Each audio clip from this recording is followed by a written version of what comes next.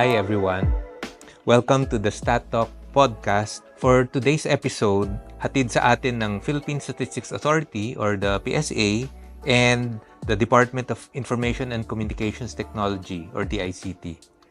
Ako po si Benji Navarro mula sa International Cooperation Unit ng PSA. Please join me throughout the podcast session as we learn and share interesting thoughts and ideas about statistics. This is in celebration of the 35th National Statistics Month this October 2024. Para sa ating mga bagong audience, ang tema ng 35th NSM ay Advancing Data and Statistics through Digital Transformation, a Road to an Empowered Nation. Now we are pleased to welcome our guest this morning. She is the Director of the National ICT Planning, Policy and Standards Bureau of the DICT. I'm pleased to welcome Director Maria Victoria Castro. Hi. Good morning. Good morning. So, thank you so much for making the time to join us this morning and your support to this very first podcast for the NSM. Okay. Thank you for inviting us, the DICT. And we're privileged and honored to be part of your month-long celebration. And especially with this podcast, the first podcast I understand of the PSA for this National Statistics Month. Director Marivic, for this morning, we have a very interesting topic. It's artificial intelligence and its role in advancing data and statistics. So, tatalakayin po natin kung ano nga ba ang AI. Aalamin din natin kung paano nakatulong ang AI sa pagkalap ng statistical data para sa ating bansa. So, bilang panimula po, common ang term na artificial intelligence or AI. Pero ano nga po ba ang kahulugan nito at paano po natin kasulukuyang ginagamit ang AI sa iba't ibang industriya at sektor? Actually, to answer that, yung artificial intelligence ay hindi natin alam pero matagal nang naimbento. Kumbaga, 1950s pa ito. It was coined by a foreigner.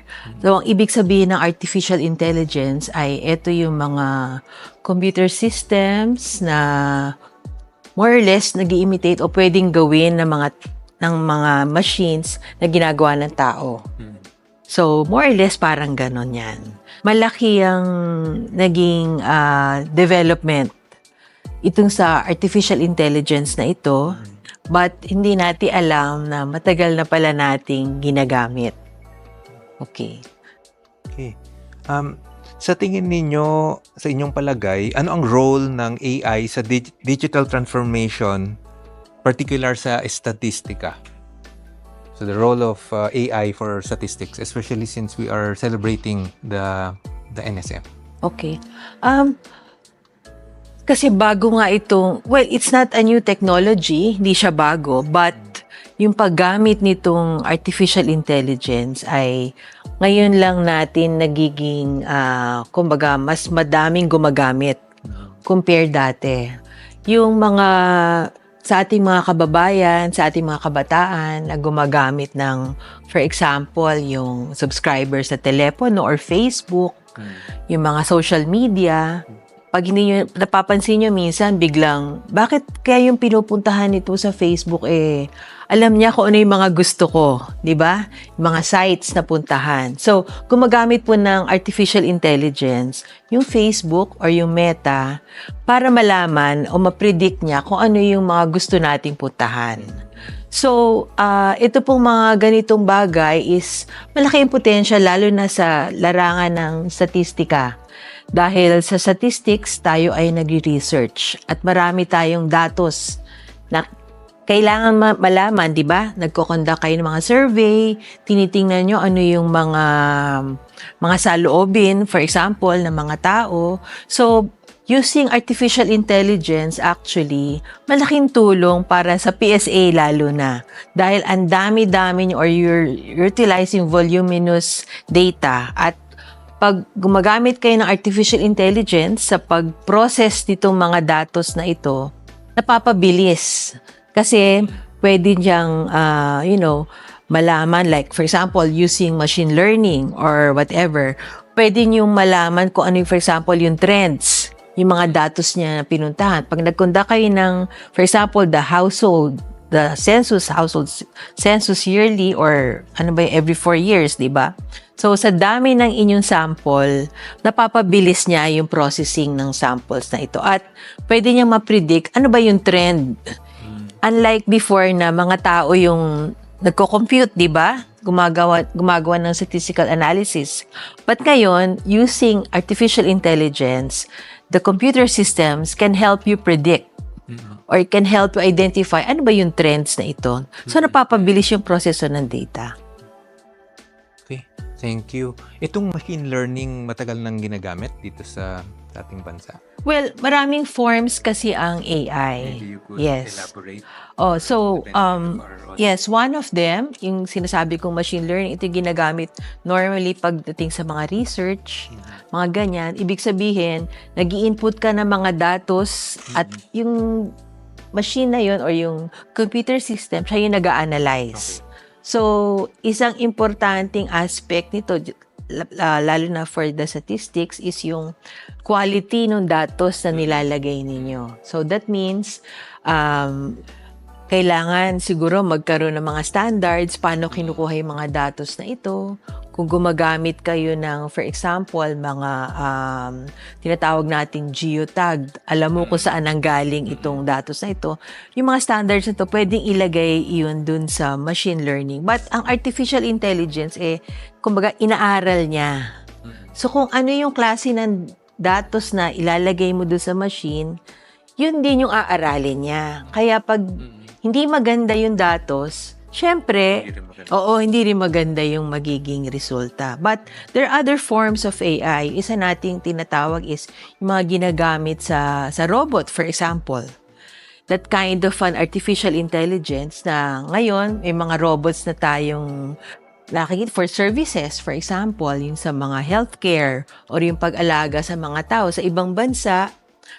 For example, although meron na din dito sa Pilipinas na nakita ko a few, but for example, sa mga train stations, yung naglilinis na ng train stations nila, mga robots na, rather than have yung mga tao to do that. Kasi, for example, ang bansa like Japan, for example, na maraming mataas ang populasyon nila ng matatanda. So, medyo may physical limitations na pagdating sa ganung labor force. So, they rely on, for example, robots na para gawin itong mga tasks nito sa kanila. In another example, yung ating call centers. Marami na rin ngayon, nagkakaroon na ng trend na ginagamit itong artificial intelligence para yung mga, for example, mga sagot na, di ba, pagtatawag ka sa telepono, bibigay mo yung pangalan mo, yung mga ganon. Yung for example, some data na gusto nilang malaman to verify ka, minsan yung nagtatanong noon, hindi mo alam, pero AI na pala. Yung mga ganon. So, ito, maraming forms itong AI. Depende sa paano paggamit niya. But for statistics, it's really more for the research. Pwede kayong magkaroon ng some programs na merong artificial intelligence para yun nga, for analysis ng mga trends, mga patterns, mga ganyan. Pwede na niyang gawin.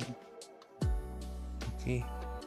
Thank you for sharing those insights. So, I'm sure this will be something new sa ating audience. Sa tingin ninyo, ano po ang maaaring maging ethical implications ng AI technology, particular sa usapin ng data privacy at saka ng security? Sa DICT, actually, nag-attend kami ng mga meetings, lalo na yung mga ASEAN meetings or yung mga international meetings sa ibang bansa, at marami na framework na nabuo. Hindi naman ganun kadami, but meron na mga framework na buo, parang guidance dito sa paggamit itong AI. Kasi kung ikaw ay nagbabasa ng mga news, nalalaman mo na may mga lumalabas na, for example, na paggamit nga ng mga personal data, for example, things like this.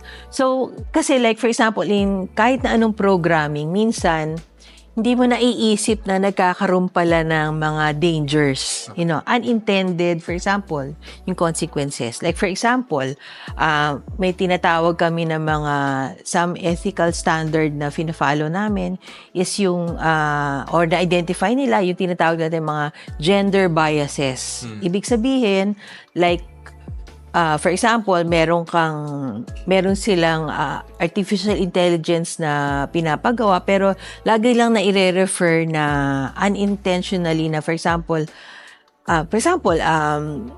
magandang babae, sample. Yung picture ng magandang babae is parang nakatuon lagi sa ang magandang babae, kulay brown ang buhok, Okay. yung balingkinita ng katawan, yung mga ganun. But in reality, hindi naman ganon.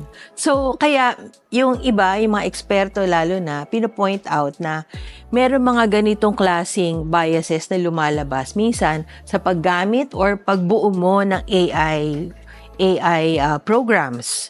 For example, yung mga ganon. So, as a user, actually, ang DICT, meron kami ginagawang guidelines for government dun sa paggamit ng artificial intelligence, lalo na yung pag mag-undertake ka ng isang project na ginagamit ito. So, may guidelines ito. Like, for example, yung paggamit nito, yung paggamit mo ng personal data, yung mga data privacy, lalo na yung mga it will not cause harm o yung hindi harmful sa mga tao, hindi siya magkakaroon ng ganong klaseng effect. So, itong mga guidelines na to ay binubuo ng DICT together with the Civil Service Commission at hopefully mailabas namin within the year. Oo. Thank you. Bunsod ng iba't ibang mga innovations, sa inyong palagay, paano po natin mapapaigting ang AI para mas mapalawak at ma-advance pa ang statistical analysis sa ating bansa? Well, sa akin, unang-una, kailangan muna gamitin natin. Okay. Yung mga, let us explore, ano ba yung mga bagong teknolohiya, kagaya nito no AI, na pwede nating gamitin. Yung bang, minsan kasi maraming naririnig na parang negative effect nito rather than the positive effect. Marami ngayon lumalabas sa news. So, sa akin, let us continue to explore. Kailangan meron tayong pag-iisip. However, alam lang natin paano siya gagamitin. At siguro yung pagkatakot or yung mga kailangan natin na yung parang negative effect. Yun ang kailangan nating ma-overcome para magamit natin ito. And then also, kailangan, yun nga, eksperimento din eh. Kailangan yun ding mga tao or even the government, but yung private sector actually, mas nangunguna sila sa paggamit nito actually. Kasi naghahanap sila ng mga paraan para ma-improve yung kanilang mga services na binibigay. So, yung mga teknolohiya na kagaya ng AI ay ginagamit nila. So, paggamit, for example, in data or whatever, siguro din, kailangan tayong let's be aware na baka kailangan ma-improve natin yung quality ng data na kailangan natin kuhanin. 'Di ba? So, ibig sabihin, aware tayo na kung gagamitin natin ito for AI, yung klase ng data na kukunin natin kailangan maayos, kumpleto, nalinis, kumbaga, parang mga ganon, para magamit natin ito ng wasto. So, Director Marvic, I also want to ask, a lot of people are using ChatGPT and similar tools. May we have your views on this? Okay. Actually, 2 years ago, konting-konti yung madidinig mo na gumagamit nitong ChatGPT. because it's a form of AI na very usable, madaling gamitin ng kahit na sino. So, but now, if you talk about ChatGPT, if you magtanong ka sa mga, sa isa-isang kwarto at andun yung mga estudyante, marami na ngayon magtataas ng kamay na gumagamit ng ChatGPT. Well, actually, even I am a user of ChatGPT para mapadali yung, some of the things na gagawin natin. For example, meron kang gustong i-verify para mga ganon. And then, may issue din ito in terms of, for example, sa eskwela, yung iba, dahil nagwa-warn yung iba na paggamit nito in such a way na parang nangungopya ka na ng, hindi mo gawa, but dahil nandun sa internet, napipick up nitong ChatGPT and then it seems na parang ito yung trabaho mo. So may plagiarism content, But as I've said, ang isa kasi sa, for example, ang ethical guide ng paggamit ng ChatGPT, I think it's a fallacy to say na, na yung mismong computer systems or yung machine learning are thinking for you. Although some of it are, but ikaw pa rin yung magde-decide whether to accept it or not. So, any ethical, yung human intervention is really on top of this technology. Kaya, ang ChatGPT is really, depende sa paggamit. So, kung gagamitin mo siya na harmful, for example, kagaya nun, gagamitin mo yung nakopya niya na alam mo hindi trabaho mo. So, that's not fair or that's good. Lalo na sa mga tao na gumamit na to. But, para mapadali naman yung iyong trabaho, for example, tinanga natin, out of this 50, for example, nilagay mo sa ChatGPT, i-check nyo nga dyan ano yung the best, parang ganon. So, it will help you decide. But still, yung tao pa rin, I mean, you have the capacity to decide whether to accept it or not. But it's really a tool to be more productive. That's the intention of it. Unfortunately, merong mga gumagamit na hindi tama or hindi nasa tamang asal or whatever. So that's really the danger. But to me, it's really up to the user. So, kung alam mo talaga yung para saan ito at para saan itong gamitin mo ito, then why not, di ba? It will help you. Lalo na sa atin sa government. For example, di ba, use tayo na, okay, pagbibigay sa iyo ng trabaho, kailan yan? Yes, kailan? Yesterday. Yung mga ganon na rush, okay? So, it will help you. But, I'm not, discouraging people. In fact, I'm encouraging people to use it so that they will be more productive for it. But you have to be wary on paano siya gamitin. Kasi yun nga, nagkakaroon siya ng mga negative effects. Yes. Saka kung minsan daw may mga hallucination. Yung parang sometimes it can make things up, ang ChatGPT. Yeah, because nga, it scans, it scans whatever is out. Yeah. Whatever it finds. So that's why. But then, recently, meron naman akong nabasa, na-encounter na, or meron akong nakausap who has been using it, parang, he has been using it for a long time. Parang, pare-pareho naman yung sagot ng ChatGPT sa akin. So, I'd rather make my own. Parang gano'n naman yung nangyayari. So, yun. Kasi nga, kung ano lang yung informasyon na meron yung computer systems, yun yung ipaprocess niya. Okay, thank you. Now for our last question. How can this current AI trend boost digital transformation in the government sector? Well, sa amin, and I think yung secretary namin has been saying this, he's been attending a lot of yung mga events related to AI, both here in the country and outside the country. Malaki talaga ang potential to help us. We just really need to, harness the technology para dun sa mga systems natin. And then, especially now, na ang priority ng ating presidente is really for digital transformation itong ating, especially in government. So malaki ang potential nito kasi lalo na records, for example, pag-ayos nito. So it's really nakakatulong siyang mabuti kasi yung organisasyon ng mga records na yon, pag-prioritize, pag-digital. Kaya lang, meron ding mga meron ding siyang mga kailangan kang gawin in order to do that. Hindi lang yung technology, but as I'm saying is, tinatawag natin na yung mga kailangan mong ihanda to prepare para dun sa digital transformation. For example, mga back-end operations, kagaya yung ginagawa niyo sa PSA, pag-digitize yung mga data, yung mga ganito. Marami ka kailangan, but it really is a precursor. Kakatulong siya kasi meron ka ng technology na pwedeng gamitin para maiayos lahat ng ito, especially yung mga processing.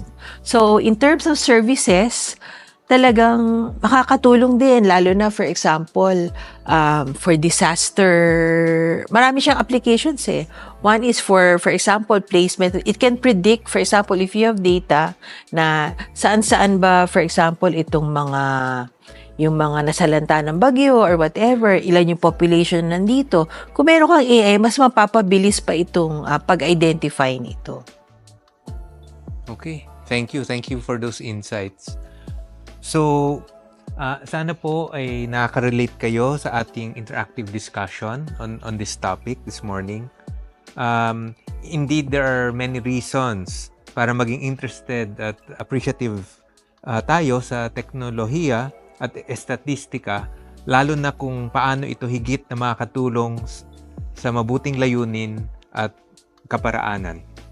So again, Director Marivic, thank you for sharing your time and your knowledge for this episode of the Stat Talk podcast.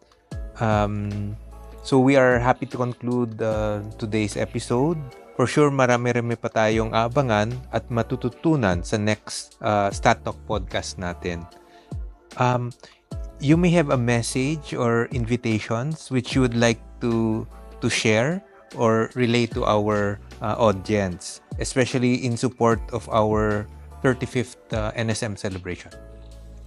So, marami ding salamat sa pag-imbita sa akin dito sa inyong podcast at since forthcoming yung NSM month ninyo, and we are supporting the PSA for your celebration. We're happy to contribute and then support this. So bukod po sa ating celebration na I think there's a culminating activity by October, sa DICT naman po, please, ito po sa ating mga nanonood nito, kung hindi pa po kayo nakapag-download ng ating eGov Super App, makakatulong po ito really sa paghatid ng serbisyo sa ating mga kababayan. So ito po ay contribution ng DICT para mapabilis po at ma-improve ang services ng gobyerno sa ating mga kababayan. At meron din po kaming knowledge portal doon po sa mga hindi nakakaalam. Ito po yung mga kung sino po yung mga gustong malaman about ano po yung mga estado ng ating ICT sector. So, naka-publish po ito rin sa DICT ng aming pong produced by our bureau, ang NIPSB. Okay. Thank you, Dr. Marivic. So, we encourage everyone to try the Super App and to visit the knowledge portal of the DICT. So once again, thank you, Director Marivic, and to everyone. Hoping to see all of you in our next Stat Talk podcast. You may share this video with your colleagues and friends. Pwede rin po tayong mag-iwan ng takeaways o mga feedback for today's podcast video sa comment section with the hashtag NSM Road to 35. So this is Benji Navarro of the Stat Talk podcast. Data is more than just numbers. Thank you and good morning.